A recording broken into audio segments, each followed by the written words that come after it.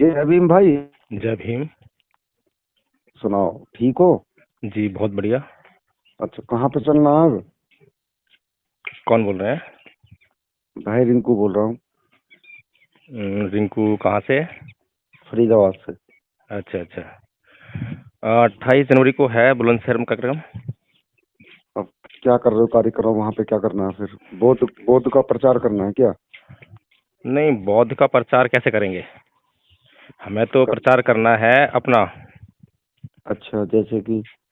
जैसे कि अभी जो हमारे बौद्ध लोग हैं, जो जी ये दावा करते हैं कि हम बौद्ध बन गए हैं, जी। लेकिन वो अभी भीतर से जो है बौद्ध नहीं है, हिंदू ही हैं। हिंदू ही हैं? गलत है साले हिंदू, यही तो दिक्कत है, जो साले हिंदू हिंदू करते हैं ये। हाँ, तो हाँ जो ये क्या नाम है, हाँ अंदर से जो हिंदू हैं बाहर से बौद्ध बन गए हैं। हाँ हाँ। तो जैसे कि तुम हरामजादे बौद्ध बन गए हो, और जब जय भीम तुम बने डोल रहे हो। भीम पता हो कौन सा सनातन धर्म से है भीम। जैसे कि कौन? तुम अब भी, तेरा नाम क्या भीम है? क्या नाम है तेरा? हाँ, एडवोकेट जय भीम प्रकाश है।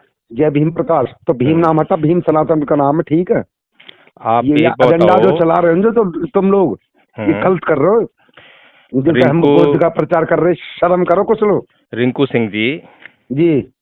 आप मुझसे बात करना चाहते हैं या लड़ाई करना चाहते हैं? नहीं, आप पहले तो अपना नाम भीम हटाओ। भीम हमारे उससे महाभारत से था, भीम नाम हटाओ पहले। आप नाम रखो बौद्ध। अगर आपकी जय यही बौद्ध। शर्त है तो मैं फोन काट दूं। हाँ हाँ। ठीक क्या है। क्या एजेंडा चला रहे हो तुम? अपनी दुकान चला रहे हो? सबसे क्या कर पहले रहे हो? बात करनी है या झगड़ा करना है? चल बात करता हूँ मैं आपसे। तो सबसे पहले तो अपनी भाषा में संयम बरतो। ठीक है जी। आप हिंदू धर्म को मानने वाले हो ना?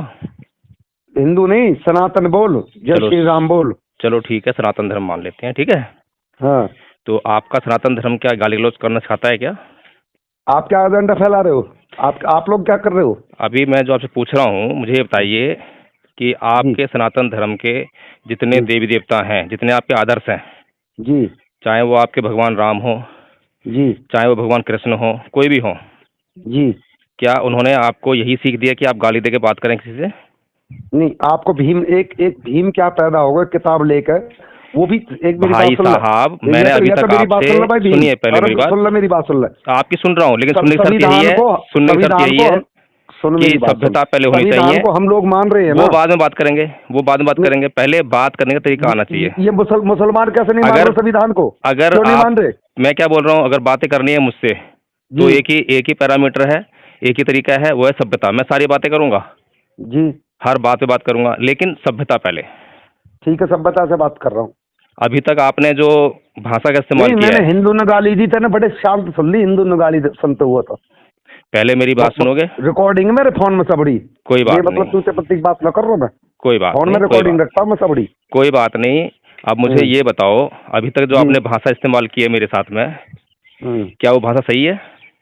क्या वो भाषा मैं जो हिंदुओं के खिलाफ बोल रहा था वो भाषा सही थी? जो आपने बड़े मैं बड़े ये पूछ रहा हूँ फक्र से कि सुनी क्या, आपने जो बात। मैं ये पूछ रहा हूँ, अगर दुनिया इस भाषा को सुनेगी आपकी, तो ये हम्म। कहेगी कि हाँ, सनातन धर्म वाले जो अच्छे लोग होते हैं।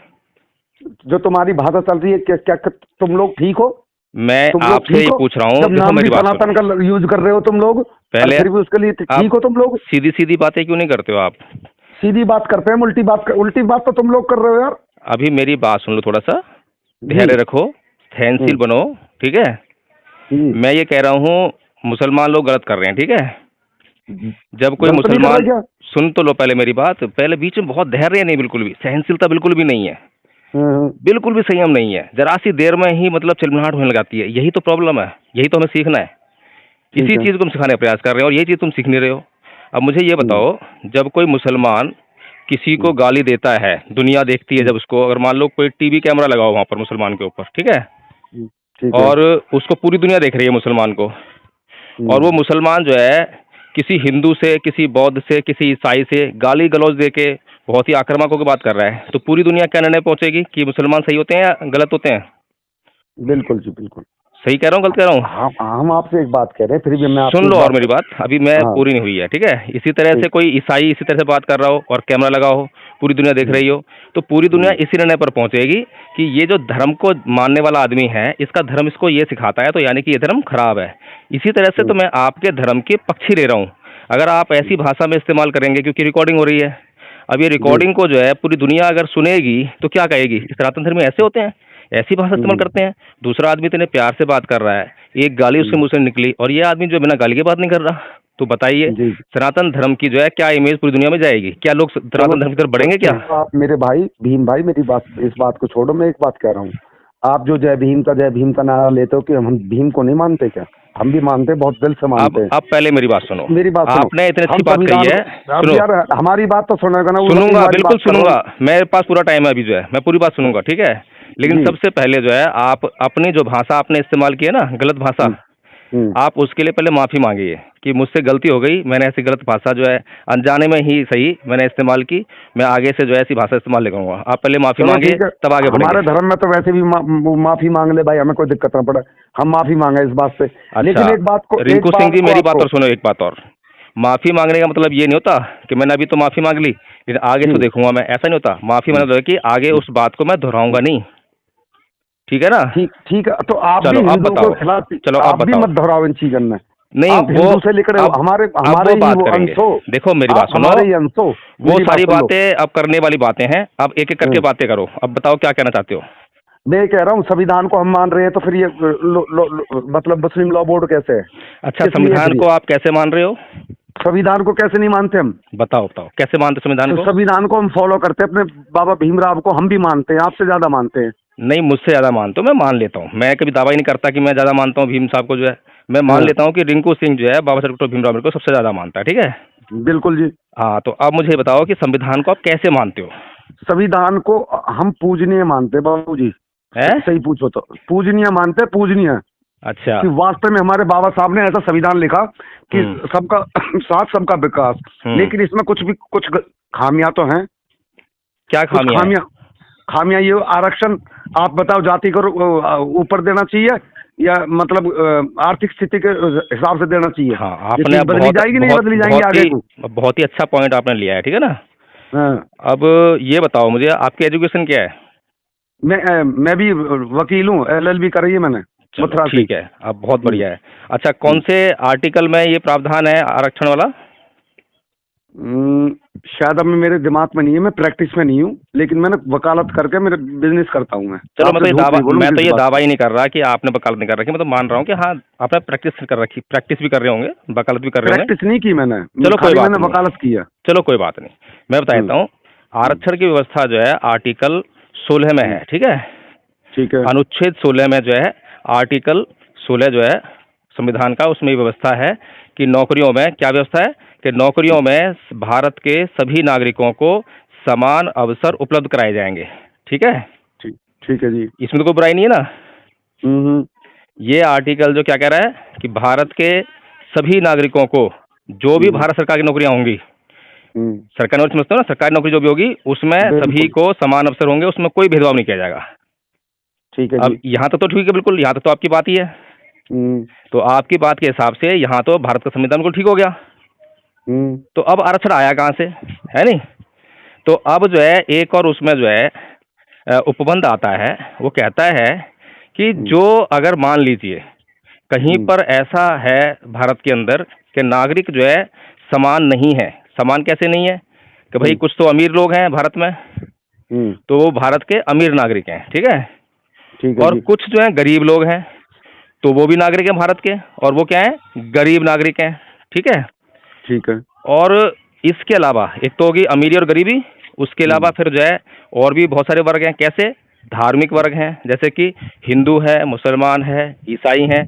अगर इनमें भी कोई जो है ऐसा वर्ग है, मान लो मुसलमान जो है इस लायक नहीं है कि वो जो है हिंदुओं का मुकाबला कर सकें, या हिंदू इस लायक नहीं है जो मुसलमानों का मुकाबला कर सकें, तो वहाँ पर ठीक है। दूसरा फिर तीसरा वर्ग है जाति का, कि अगर कोई जाति, सब जाति समान तो है नहीं, ये तो तुम भी जानते हो, समान है क्या?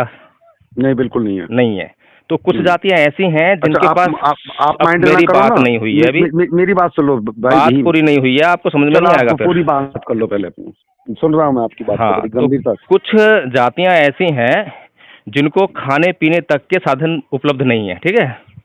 ठीक है। और कुछ जातियां ऐसी हैं जिनके पास इतनी जमीन जायदाद है कि उनको कुछ काम करने की जरूरत ही नहीं है।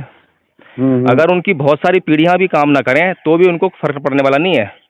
तो अब मुझे ये बताओ कि जो आर्टिकल 16 जो है भारत की सरकारी नौकरियों की व्यवस्था कर रहा है, समान अवसर दे रहा है, उसमें एक आदमी वो है जिसके पास खाना खाने के लिए अपना जमीन नहीं है, पैसा नहीं है, तो क्या वो जो है उस आदमी की बराबरी कर पाएगा जिसके पास इतनी धन संपदा है कि बस पूछो मत, और उसने अपने बेटे को पढ़ाने भेजा, स्कूल में भेजा, बड़े स्कूल में भेजा, प्राइवेट स्कूल में भेजा, ठीक है? वकील साहब सुन लो पहले मेरी बात। अभी हमें भी अगर आप सुन लो, नहीं मैं मौका तो देता रहा हूँ, पहले मेरी बात तो क्लियर हो जाए। कोर्ट में आर्गुमेंट कर करके इतना सीख गया कि कई बोलन बिना तो सामने की भी तो आर्गुमेंट करन दो अपनी। अगर मैं आपको पूरा टाइम दे रहा हूँ, मेरे पास भी टाइम बहुत कम होता है ना, मैं बहुत से लोगों से बात भी नहीं कर पाता, लेकिन आपको इतना टाइम दे रहा हूँ मैं, तो आपकी बात मैंने बड़ी गंभीर से सुनी। मैंने ये कहा कि मतलब ये है कि क्या ब्राह्मण जाति में, क्या जाट जाति में, कहने का मतलब है क्या गुर्जर जाति में, क्या राजपूत जाति में कमजोर लोग के वर्ग के लोग नहीं है क्या? चलो ये आपने बहुत अच्छा किया कि मेरी बात आप समझ गए, यानी कि जो मैं कहना रहा था, ठीक है। हाँ, अब आपने बहुत अच्छी बात कही है, ठीक है। अब ये देखा जाता है, देखो सर्वे कराया जाता है, भारत में जो है आयोग बनाए गए, तो जैसे मंडल कमीशन बनाया गया है ना, तो उसे क्या काम सौंपा, उसे ये काम सौंपा, देखो भाई भारत के अंदर जाकर ये देखो तुम जो है लोगों के बीच जाके कि जो लोग हैं, जो भारत का संविधान इस बात के लिए प्रावधान कर रहा है कि अगर कोई जाति दबी कुचली है, उसके पास खाने पीने के लिए प्राप्त साधन नहीं है, तो उसको जो है थोड़ा सा आरक्षण दे दिया जाए, ताकि वो भी उन लोगों के मुकाबले में सरकारी नौकरियां कुछ जो उसको दे रहे हैं वो प्राप्त हो जाएं, ठीक है? सुन रहे हो? जी सुन रहा हूँ। तो वो जो कमीशन है, जब कमीशन बनाया गया, आयोग बनाया गया, तो आयोग जो है, आयोग एक तो होता नहीं है एक आदमी, उसमें आयोग में तो बहुत सारे लोग होते हैं। जी जी। तो वो जो है पूरे भारत में जाएंगे और जातीय गणना करेंगे, जातीय आधार पर जो सर्वे करेंगे कि भाई कौन सी जाति के पास कितने साधन है, ठीक है? जी। तो वो जब कमीशन जो है अपनी रिपोर्ट प्रस्तुत करता है, अगर उसकी रिपोर्ट में ये निकल कर आता है कि पूरा का पूरा एक जाति समुदाय जो है वो गरीब है, तो फिर क्या करेगा भारत का संविधान? उसको आरक्षण देगा नहीं देगा? बताइए आप मुझे। अब भी गलत कह रहे हो आप वकील साहब। अरे भाई साहब, रिंकू सिंह जी, अच्छा मैंने क्या बोला आपको जरा बताना, उसको दोहराना एक बार आप जो है। मैं दोबारा इस बात को दोहरा रहा हूँ, हर जाति में नहीं, आप अपनी बात में दोहराओ, आप मेरी बात दोहराओ। आर्थिक स्थिति पे आरक्षण होना चाहिए कि भाई अगर जिसकी भी स्थिति खराब हो, चलो मान लेते हैं, चलो मान लेते हैं कि चलो मान लेते हैं एक बात है, चाहे गुर्जर हो, चाहे जाट हो, चाहे ब्राह्मण हो, चाहे वाल्मीकि हो, चाहे हरिजन हो, चलो ठीक है, जिसकी भी स्थिति खराब है उसको आरक्षण मिलना चाहिए। चलो रिंकू सिंह जी, आपके लिए हम सहमत होते हैं। चलो रिंकू सिंह जी, अब हम इस बात को मान लेते हैं कि आर्थिक आधार पे आरक्षण होना चाहिए, ठीक है? चलो दूसरी बात सुनो। नहीं सुन लो, पहले इस बात को सुन लो, पहले इस बात सुन लो, पहले इस बात को सुन लो पहले। रिंकू सिंह जी सुन लो, मेरी बात पूरी हो जाए। नहीं, सहनशीलता ऐसी आएगी, ऐसे नहीं आएगी, सहनशील बनो, सहनशील बनो, ठीक है ना? ठीक। हाँ, आप मेरी बात सुनो, आप जो कह रहे हो बहुत अच्छी बात कह रहे हो, क्या गरीबी और अमीरी जो है उसके आधार पर आरक्षण होना चाहिए, ठीक है? बिल्कुल। और पूरी दुनिया में जो है ये वर्ग तो जन्मजात होता है, हर जगह मिलेगा जी, लेकिन हर एक देश में इसके अलावा भी दूसरे वर्ग होते हैं, होते नहीं होते जी? अब बताओ, भारत के अंदर जो है, जैसे कि अमेरिका में काले और गोरे हैं, काले लोगों को गोरे लोगों ने कभी जो है राजनीति में नहीं आने दिया, उनकी अर्थव्यवस्था सही नहीं होने दी, उन्हें धंधा बिजनेस नहीं करने दिया, ठीक है ना? तो वहाँ के कानून ने जो है, वहाँ के संविधान ने सबको इक्वल कर दिया, और सबको इक्वल करके जो है ये व्यवस्था कर दी कि काले लोग जो हैं किस तरह से राजनीति में आए, काले लोग किस तरह सरकारी नौकरियों में आए। तो वो संविधान गलत तो नहीं था? बताओ मुझे। अभी रुक जाओ, प्रेसिडेंट रह चुके हैं रिंकू सिंह जी, रुक जाओ, मैं वही कह रहा हूँ। अब इसी तरीके से अगर भारत के लोग अमेरिका में जाएं, तो भारत के लोग जो है क्या कहलाएंगे वहाँ पे, काले या गोरे? बताओ मुझे आप। शायद कुछ कह नहीं सकते, काले कहलाएंगे भाई साहब, काले कहलाएंगे। वहाँ के जो गोरे लोग हैं वो देखते ही आपको काला कहेंगे। मेरे वो जय भीम भाई, एक चीज और सुन ले बस। अच्छा, मेरी बात अभी पूरी नहीं हुई है भाई, मैं दो बात मेरी भी सुन ले भाई। चलो सुनाओ, मैं रुक रहा हूँ, आप सुनाओ जो कहना है, फिर मैं कहूँगा, ठीक है ना? हम लोग कह रहे हैं कि भारत का एजेंडा ना, तो संविधान के नीचे सारे वर्ग आने चाहिए, उसमें चाहे अहीर हो, जाट हो, गुर्जर हो, हरिजन हो, वाल्मीकि हो, चाहे मुसलमान हो। इस देश को खतरा ना तो हरिजन से, न जय भीम बाड़ों से, न सरदारों से। इस देश को खतरा आपको पता किससे? जिनने 47 में अलग देश मांग लिया था, और फिर देख लेना वो ये हालत हो जाएगी। मैं आपसे लिख के कह रहा हूँ इस पर, आपके संविधान में खुद भीम साहब लिख के गए थे कि जब ये सक्षम वो नहीं है, अब मैं बोलूं जो क्या? बंटवारा हुआ है। चलो ठीक है, और बहुत वहां अच्छी पे बात है। क्या परसेंट छोड़ दिए, 16% पे 2% बुला दिए। क्या आबादी के वाल्मीकि नहीं थे? क्या वहां पे हरिजन भाई नहीं थे जिनकी बाउंड्री नोट उठाकर लेकर चले गए? ज्यादा दिन ये सरिया कानून बन गया ना, बाद में संविधान में धर रह जाकर हम आप धरे रह जाएंगे। अगर मैं गलत कह रहा हूँ तो मैंने उपके कि आप गलत बोल रहे हो इस बात है। हम संविधान को मानते तो हैं कम से कम। आप पहले बोल लो, फिर मैं मुझे जवाब देने का मौका देना। आप मैंने बोल दिया, आप अपनी बात पर जी, रखो। चलो ठीक है। अब मुझे ये बताओ कि हम्म, आपने जो है उन लोगों को दोषी ठहरा दिया, मुसलमानों को, कि उन्होंने पाकिस्तान मांग लिया, ठीक है ना? हम्म, ये जो है एक ऐसा वर्ग था भारत के अंदर जो बहुत बड़ी संख्या में था, और जिसका दबाव जो है अंग्रेजों ने माना, और भारत के लोगों ने, जो उस वक्त नेता थे, उन्होंने भी माना, ठीक है ना? और उस ठीक है। वक्त जो स्थिति बनी थी भारत के अंदर, सांप्रदायिक स्थिति जो है, उसके हिसाब से ये तय किया गया भाई इनको अलग देश देना ही ठीक है, ठीक है? उसके बाद जो है, क्या भारत के अंदर जो अलग धर्म है, अलग जातियां हैं, क्या उन्होंने अपने अलग देश की, अलग अस्तित्व की बात नहीं कही क्या? क्या सिखों ने खालसा लैंड की बात नहीं करी क्या? बताइए मुझे। कुछ गिने आप चुने कह लोगों रहे ने। हैं, नहीं, आप कह रहे हैं कि सिर्फ जो है मुसलमानों से खतरा है। आपको जो आरएसएस जो पट्टी पढ़ाती है, आरएसएस क्या पट्टी पढ़ाती है? आरएसएस का क्या उद्देश्य है? सिर्फ एक ही उद्देश्य है कि इस देश की सत्ता में हमें काबिज रहना है, बस। उसके लिए क्या करना है? उसके लिए करना है कि मुसलमानों के खिलाफ हिंदू को इकट्ठा करना है, ठीक है ना? मैं ये नहीं कह रहा कि मुसलमानों का जो धर्म है वो सब कुछ ठीक कहता है। मैं ये नहीं कह रहा कि ईसाइयों का धर्म जो सब कुछ ठीक कहता है। मैं उनकी भी वहाँ निंदा करता हूँ जहाँ उनका धर्म जो है अंधविश्वास और पाखंड की बात करता है, ठीक है? मैं वहाँ पर निंदा करता हूँ जहाँ उनका मैं धर्म जो है आपकी हिंसा की ज्यादातर बात करता है। सुन लो पहले। अब भाई, मुसलमानों ने जो भी मैं अपना आपकी धर्म, ज्यादातर वीडियो देखता हूँ। सुनो मेरी मैं बात। आपकी अब ज्यादातर वीडियो देखता हूँ। बहुत अच्छी देखता हूँ बात है, आप आपका बहुत बहुत धन्यवाद है।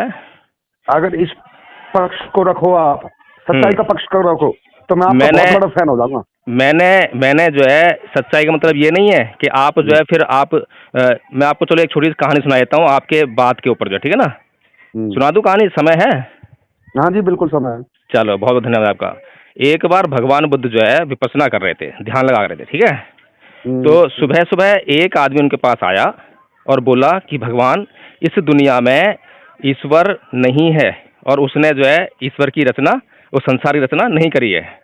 तो भगवान बुद्ध ने जो है आंखें खोली और उसको जवाब दिया कि नहीं नहीं, इस संसार में ईश्वर है, और ईश्वर ने ही इस संसार को, इस दुनिया को बनाया है।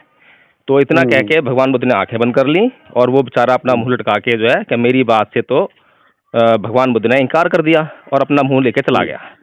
फिर दोपहर होते होते जो है ऐसे ही एक आदमी और आया, और वो भगवान बुद्ध से बोला आके कि भगवान बुद्ध, इस संसार में ईश्वर है, और ईश्वर ने ही इस संसार की रचना की है। तो भगवान बुद्ध ने फिर आंखें खोली और बोला उनको जो है कि भाई ऐसा है कि इस संसार में ईश्वर नहीं है, और इस संसार रचना ईश्वर ने नहीं की है। फिर ऐसे ही जो है बेचारा वो सुबह की तरह जो है आदमी के चला गया, मुंह लटका के, ऐसे वो चला गया कि भगवान बुद्ध ने मेरी बात से इनकार कर दिया। फिर शाम होते होते जो है एक आदमी और आया, भगवान बुद्ध विपස්සना में बैठे थे, ध्यान कर रहे थे। तो वो आके बोला कि भगवान बुद्ध, क्या इस संसार में ईश्वर है? क्या इस संसार रचना ईश्वर ने की है? तो भगवान बुद्ध ने उस ना तो आँख खोली, ना उसे कुछ कहा, और कुछ देर बाद वो समझ गया, और वो भी आंखें बंद करके ध्यान में बैठ गया, और थोड़ी देर बाद उठा, खुश हुआ, बहुत खुश हुआ, और धन्यवाद करके भगवान बुद्ध का चला गया। तो ये तीनों बातें जो है, तीनों घटनाएं, तीनों पहर की, आनंद जो है बड़े ध्यान से देख रहा था, ठीक है? तो आनंद के पेट में दर्द होने लगा कि भाई ये क्या हुआ कि भगवान बुद्ध जो कभी झूठ बोलते ही नहीं, सत्य के उपदेष्टा हैं, सत्य को बोलने वाले हैं, सत्य को जानने वाले हैं, उन्होंने सुबह कुछ कहा, दोपहर कुछ कहा, और शाम को कुछ बोले ही नहीं। ये क्या हुआ? तो जैसे ही रात को भगवान बुद्ध अपनी गंधकुटी में सोने जा रहे थे, तो उन्होंने, आनंद ने जो है भगवान बुद्ध को रोका और बोला कि भगवान बुद्ध, मेरी समस्या हल कर दीजिए, नहीं तो आज मुझे नींद नहीं आने वाली। भगवान पूछा भाई क्या बात है? तो वो आनंद बोला कि तथागत, सुबह आपने जो आदमी आया था उसको ये बोला, और दोपहर आदमी आया उसका भी सवाल वही था, उसको आपने उल्टा बोला। तीसरा आदमी आया उसका भी सवाल वही था, लेकिन आपको कुछ बोला ही नहीं उसको जो है। तो ये क्या मतलब हुआ? आप तो सत्य बोलने वाले हैं, आप ये कैसे बोल सकते हैं? तो भगवान बुद्ध ने आनंद को समझाते हुए बोले कि भाई आनंद, जो सुबह आदमी आया था वो कोई प्रश्न लेकर नहीं आया था, वो अपनी अवधारणा लेकर आया था, पहले से ही मान के आया था कि इस संसार में ईश्वर नहीं है, और ये संसार रचना ईश्वर ने नहीं की है, वो प्रश्न नहीं है, वो पहले ही मान के आया, उसने खोजा नहीं है, ना उसे कुछ मिला है, बस मान के चला आ रहा है वो जो है। इसीलिए उसकी अवधारणा को तोड़ना जरूरी था, ताकि वो खोज में लगे, जांच में लगे, और जब मिल जाए जब माने। इसी तरह दूसरा आदमी था, तो दूसरा आदमी मान के चलाया था क्या इस संसार की रचना ईश्वर ने नहीं की है। तो इस तरह उसकी अवधारणा को भी तोड़ना जरूरी था, क्योंकि उनके प्रश्न नहीं थे, अवधारणा थे। किसी ने उनको बता दिया या कुछ उनको महसूस हो गया, बस उसी को लेके गाए जा रहे हैं कि हाँ इस संसार में ईश्वर है और इस संसार में ईश्वर नहीं है। दोनों तरह के लोग मिलते हैं, लेकिन खोजता कोई नहीं है, ना किसी को मिलता है, और किसी के भी कुछ भी थोड़ा सा प्रमाण मिलने पर उसको गाते फिरते हैं, जांच पूरी हुई नहीं है। इसी तरह से तीसरा जो आदमी आया था वो वास्तव में प्रश्न लेकर आया था। उसके प्रश्न में प्रश्न की मौलिकता थी। उसने पूछा कि क्या संसार में ईश्वर है, उसने बताया ही नहीं कुछ भी कि है या नहीं है। और उसने पूछा कि क्या संसार की रचना ईश्वर ने की है, तो ये प्रश्न था, ये वास्तव में ओरिजिनल प्रश्न था।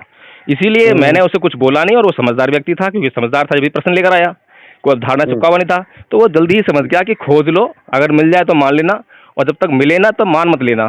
तो मैं यही कह रहा हूँ आपने। हाँ, ये तो बात तगड़ी लगी तेरी जी। तो इसी तरह से जो है, जो हिंदू लोग हैं आरएसएस के बहकावे में आकर, आरएसएस की पाठशाला का प्रयोग करके जो वो बताते हैं वही मान लेते हैं, अपनी बुद्धि का प्रयोग नहीं करते हैं। यही कारण है कि उन्होंने जो है क्या क्या क्या इस देश में कर रखा है। इसीलिए अगर अपनी जांच करते इस देश में जो है, अगर इतिहास पढ़ते तो उनको मालूम होता कि पूरा का पूरा भारत जो है कभी बौद्ध था। आपने अभी सुना है ना, अफगानिस्तान में बामियान में जो है भगवान बुद्ध की तालिबान ने मूर्ति तोड़ी थी, भाई। सुना है ना? बात सुन ना, मैं बौद्ध को वास्तव में मानता हूँ, बौद्ध हमसे ही लिखड़ा हुआ है। अभी सुन तो लो पहले मेरी बात, वो बाद में करेंगे कौन कहाँ से लिखड़ा है, ठीक है? आपने ये सुना है ना कि तालिबान ने जो है अफगानिस्तान में भगवान बुद्ध की बड़ी ऊंची ऊंची मूर्तियां जो थी चट्टानों काट के बनाई थी वो तोड़ी थी, सुना है ना आपने? हाँ। चलो इतना सुना है आपने, तो इसका मतलब क्या है? क्या मुसलमानों ने मूर्तियां बनाई थी? वो नहीं। किसने बनाई थी मूर्तियां? बौद्ध धर्म हिंदुओं ने बनाई होगी, बनाई होंगी। हिंदुओं ने बनाई ना? हाँ। नहीं बनाई हिंदुओं ने। चलो अब ये बताओ, अफगानिस्तान आज जो है क्या बनाई, इसकी नॉलेज और दे दो है, किसने बनाई थी मूर्तियां? अरे ये तो साधारण सी सोच वाली बात है कि ना तो भगवान बुद्ध की मूर्ति हिंदू बनाएंगे, ना मुसलमान बनाएंगे, ना ईसाई बनाएंगे, कोई नहीं बनाएगा। कौन बनाएगा? बौद्ध ही बनाएंगे। सीधी सी बात है, ये तो बहुत ही कॉमन सेंस वाली बात है। तो आज जो अफगानिस्तान है वो हिंदुस्तान, हिंदू है, मुसलमान कंट्री है, या सिख कंट्री है, या जैन कंट्री है? कौन सी कंट्री है? अब तो फिलहाल तो मुस्लिम कंट्री है भाई। मुस्लिम है ना? हाँ। बौद्ध कंट्री तो बिल्कुल भी नहीं है, बिल्कुल भी नहीं है। चलो उसके इधर आओ, फिर पाकिस्तान आता है अगला देश जो है, भारत में आते हैं हम जो है, तो अगला देश का होता है पाकिस्तान। तो पाकिस्तान कौन सी कंट्री है? इस्लामिक है ना, मुस्लिम है ना? तो वो भी बनाएंगे भगवान बुद्ध की मूर्तियां। फिर उसके बाद जब भारत के अंदर आओ, तो भारत के अंदर आज आपको कितने बौद्ध मिलते हैं? बहुत मुट्ठी भर बौद्ध मिलेंगे आपको, बहुत कम है ना? अब ये बताओ, अगर तालिबान जो है वहाँ बामियान में अफगानिस्तान में आज मूर्ति तोड़ रहा है भगवान बुद्ध की, जो इतनी विशालकाय, इतनी बड़ी बड़ी हैं, जो चट्टानों को काट के बनाई हैं, तो वो मूर्तियां बनाने वाले बौद्ध ही होंगे। यानी कि अफगानिस्तान पूरा का पूरा बौद्ध देश रहा होगा उस समय। अगर वो बौद्ध देश था तो उससे इधर आओगे तो पाकिस्तान भी बौद्ध था, क्योंकि पूरे पाकिस्तान में जो है स्तूप मिलते हैं, बौद्ध धर्म के कंठर मिलते हैं, ठीक है? फिर उसके बाद इधर आओगे तो पूरा जो अशोक का जो साम्राज्य था, जिसे जम्बूद्वीप कहते थे, पूरा का पूरा बौद्ध था। ये बौद्ध धर्म गया कहाँ भाई साहब, बताओ मुझे। अशोक मौर्य। हाँ, अब बौद्ध धर्म गया कहाँ? अशोक मौर्य शायद है, अशोक मौर्य जी हरिजन थे ना शायद। भाई आप फिर वहीं अटक गए ना आप, तुम जाति पाति में कि हरिजन थे क्या थे? वैसे मौर्य हरिजन में आ रहा है ना, फिर वही बात कर रहे हो, मौर्य हरिजन में आता है। आप ये बातें क्यों कर रहे हो? अगर आरएसएस की भाषा की अगर मैं बात करूं तो ये बात आपको करनी नहीं चाहिए कि हरिजन था नहीं था, क्योंकि भारत के इतिहास में सबसे महान सम्राट, भारत के इतिहास में नहीं बल्कि विश्व के इतिहास बता रहा हूं मैं, हम लोगों को पढ़ाया जाता है स्कूल में, कॉलेज में, क्या सिकंदर महान, ये पढ़ाया ना आपने? कभी आपने अशोक के बारे में पढ़ाई नहीं है। लेकिन अगर आप तुलना करोगे, नहीं, मैं सिकंदर को महान नहीं मानता भाई, बिल्कुल भी। चलो शुक्र है आप नहीं मानते हो। अशोक को महान मानता हूँ, पृथ्वीराज चौहान को महान मानता हूँ, राजा मीर भोज को महान मानता हूँ। अपने देश के उन्हें महान मानूं, मैं बाहर के बाहर न मानता हूँ। अच्छा ये बताओ, क्या सम्राट अशोक महान, कितने महान थे? जो इनके वो क्या विश्व में जो है, विश्व के सम्राटों में कितना नंबर दोगे आप उसको? पहला नंबर, दूसरा नंबर, तीसरा नंबर, कौन से नंबर रखोगे भाई?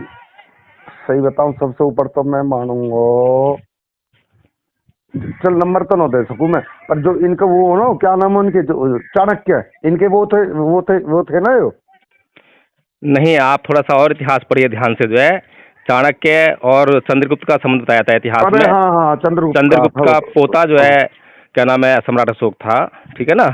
हाँ तो हाँ हाँ। मैं ये बताना चाहता हूँ भाई साहब रिंकू सिंह जी, अगर हम अपने भारत के सच्चे इतिहास को जानना चाहते हैं और उस पर गर्व हासिल करना चाहते हैं और पूरी दुनिया में अपने भारत का डंका बजाना चाहते हैं, तो पूरी दुनिया को ये बताना पड़ेगा कि पूरी दुनिया में एकमात्र सम्राट ऐसा रहा है, सम्राट अशोक जो है, जिसने हथियार गिराने के बाद भी अपनी सीमाओं का विस्तार करके दिखाया। आज तक कोई ऐसा शासक नहीं है पूरी दुनिया में जिसने बिना हथियारों के बल पर, हथियार छोड़कर बिना हथियारों के अपनी सीमाओं का विस्तार कर लिया हो। सुना है आपने कोई ऐसा शासक जो है? नहीं। और चलो वकील उसने, साहब, मैं तो सुन एक लो बात पहले कर मेरी बात, अभी सुन लो, सुनो। खत्म नहीं हुई है, खत्म नहीं हुई बात। आप तो वकील साहब पूरी एग्रीमेंट मोते करके छोड़ोगे। देखो आपने ऐसी मेरे से जो है भाषा इस्तेमाल की, पहले तो आपकी भाषा को शुद्ध किया चलो मैंने। मैं माफी चाहूंगा इस बात के लिए, लेकिन बात चलो करके अच्छा लगा। चलो एक काम करते हैं फिर, अब जो है नेक्स्ट टाइम बात करेंगे, आज लंबी बात होगी ना। ठीक है, मैं नंबर ऐड कर रहा हूँ और बाकी फैन हो गया मैं तो आज के बाद। चलो बहुत बहुत साधुवाद आपका जो है, बहुत बहुत धन्यवाद। और लोग भी सुनेंगे इस बात को जो है बहुत खुश होंगे, ठीक है ना। ठीक है जी, ठीक, ओके, जय भीम।